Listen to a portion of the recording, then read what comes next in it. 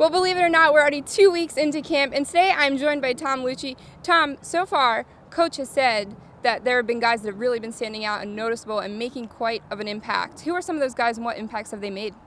Well, there are no official starters yet, Macy, according to Coach Kyle Flood, and I think we may get that after Saturday night scrimmage, probably next week. He'll narrow down on that depth chart and the starters, but he's spoken highly of a couple of guys. Kyle Lewis, a middle linebacker, has really accelerated the learning curve to pick up the defense.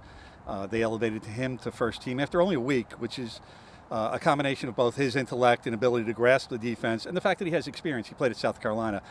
Dorian Miller at left guard, Kyle Flood has been praising all summer, and I think it sounds like Dorian Miller has solidified his take on that left guard spot. A couple of guys on defense. I just think in general, the front four, he's talked about Julian Penix-Odrick quite a bit and the transitions he's made inside.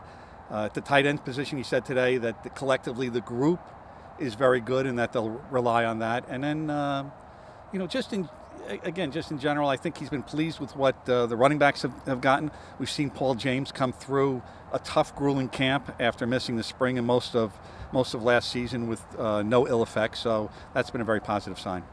After Monday's scrimmage, we thought maybe we'd see a clearer picture on the quarterback situation. Kyle originally said 7 to 10 days he wanted to have a quarterback announcement. Let's listen.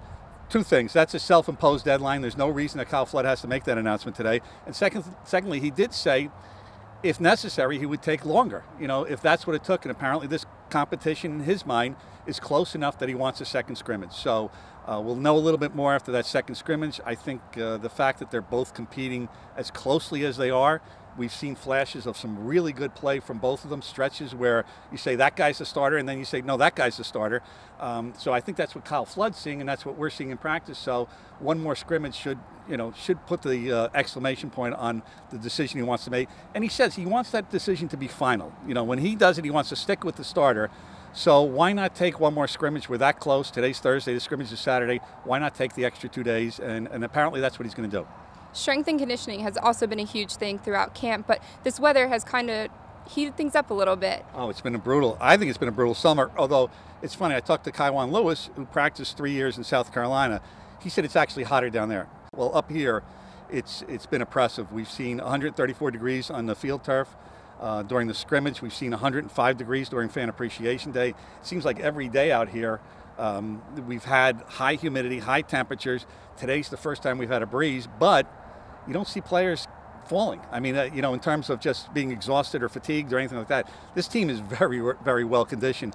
I think that's a credit to what you said, the coaching staff, the strength and conditioning, and the fact that these kids are ready when they come to camp for these kind of conditions. Well, thank you, Tom. Practice continues this week with a morning practice on Friday and Saturday night a scrimmage under the lights. Stay tuned to RVision for all of your latest updates and news. Reporting from the practice facility with Tom Luicci, I'm Macy Golder.